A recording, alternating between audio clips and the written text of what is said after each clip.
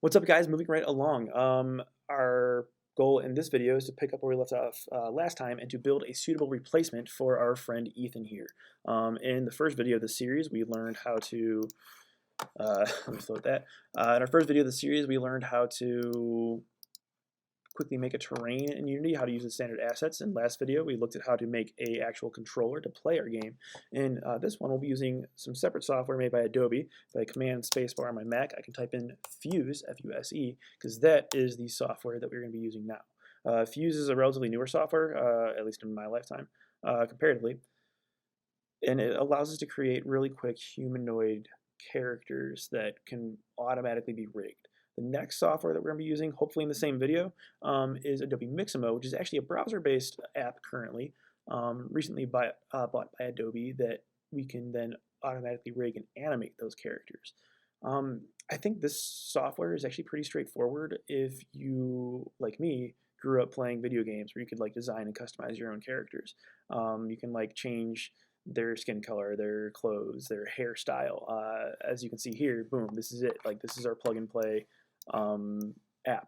I can go ahead and scroll through their basic 3D models. I can try to quickly create a very generic version of myself. Male scan 1. So they took like a 3D scan of someone's head, of someone's body, and they brought it in there.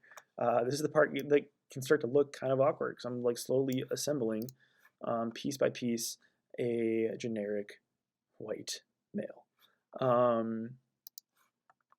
Oh, I'm giving myself the fit legs instead of the scanned legs. Interesting. After that, after I quickly build a simple body, I will be able to customize that body, customize the way the head works, the way all this stuff stretches. I'm not going to get too into it right now, but if we look, we can like change things like the brows. We can like literally click and drag and pull different components of our character here. It's a lot of fun. If I add clothing really quickly, I can just quickly add something for him to wear on top, something for him to wear on the bottom. I really encourage you to just sit here and play with this as if you were like sitting there for an hour customizing your character that you were going to play in a video game. Maybe like a button down, because I'm currently wearing a button down. Henley, I do kind of like that. I don't know. Boom, long sleeve button up. That's what I am wearing, not a button down. You can also find hairstyles. Quickly and generically, boom, big part. Hats, eyewear, beards, not me. Gloves, masks, mustaches, etc. Boom, look at that. I have a character. Under texture, I can then change the textures or colors that everything's made out of. If I click on each piece, if I click on my, let's click on my skin, I can add makeup, add sun effects. Look at all these detailed faders that I can change. Suntan visibility. Look, I look like I got some sun. Cool. So those are general parameters. I can change my teeth because maybe if you animate them, it will show its teeth. I can change the facial hair, metalness. Ooh. Anyway, if I close general parameters for skin, I can actually change the color of my skin, picking from mostly a range of human tones here. I would, again, it's really easy to make some weird, wacky, like green alien looking thing that's got like a stretched out skin. I would encourage you to be good before you be creative. That said, I am just going to use something very, very, very simple here. So Adobe owns both Fuse and Mixamo. So right here, I can send it to Mixamo. I'm going to show how to export this really quickly, though. If I go to File, Export as an OBJ file, that's something that I can use in more than just Mixamo. I can bring that into Maya, I can bring that into Unity, into Blender, and all that stuff. The one thing that I do want to make sure is checked here is pack textures and UVs. Otherwise, I don't have these cool blue shirt, black pants, and red checkered Converse. And then I hit OK. Choose where to save it to, hopefully. There we go. Let's go ahead and name this. I already have Gender Model 1. Let's name this Gender Model 2. Easy. Done. I save, and that is exporting that as an OBJ, but it will come in a folder. It should. Inside that folder is going to be our packaged materials and textures.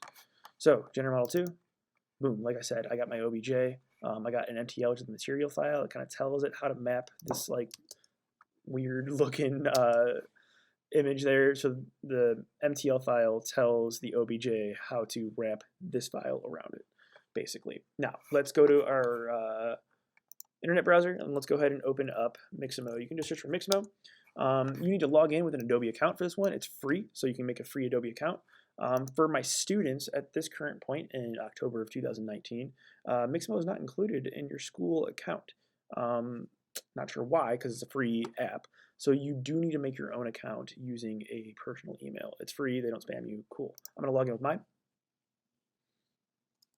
really quickly. And then as you'll see, Mixamo lets you upload a character as an OBJ to rig and animate. It's really cool. So, like, this is the kind of stuff that I wish I had when I was growing up. It might have made me go into game design instead of teaching. I don't know. It's exciting. So, this is something that I already made. It was a really generic kind of like test run. This is General Model 1.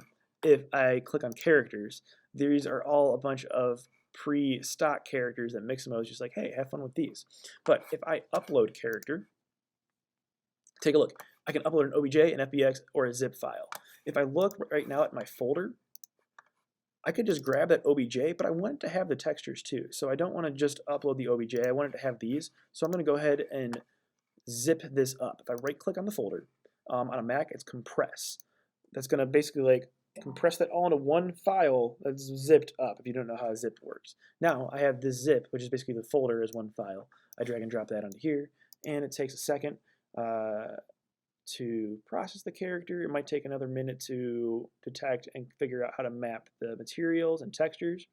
But this is a really cool thing. This is a software and technology that is still growing pretty rapidly. This might be where I pause it and wait till it loads.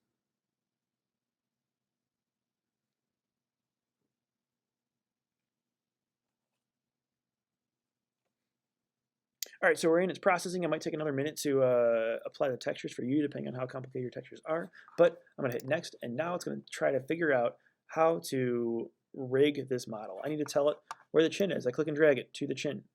I need to tell it where the wrists are.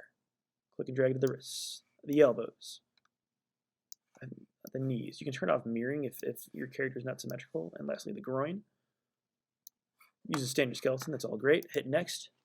This could take up to 2 minutes. Usually it works a little bit quicker than that, but it's going to completely rig it for us. It's going to give our model a skeleton that it can move based off of those joints that we just identified. And we're set. Cool. So it took like maybe a minute or two.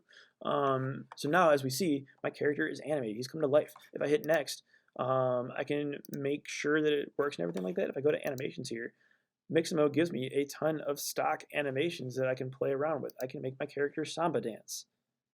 Wow. Now, our goal, again, for the intent of the project that I'm working on is to bring this character into Unity and have it animate in Unity. So before I download this character, this rigged skeleton, I'm going to clear off any animations. Make sure it's T-posing. T-pose is the basic pose that lets any game engine determine how to animate this. And if I hit download, a few things here. Again, make sure it's T-pose, not original pose, T-pose. And rather than just FBX, it has an FBX for Unity. Thanks, Mixamo. That's going to give us a FBX file that is designed to work with Unity. Cool. I download that. Could take another moment, but that's going to, once again, give me the FBX that I will put really quickly on my desktop because it's currently in my downloads. General Model 2.fbx, put it on my desktop, and I am ready to bring that into Unity that we will do in the next video. Thank you for watching.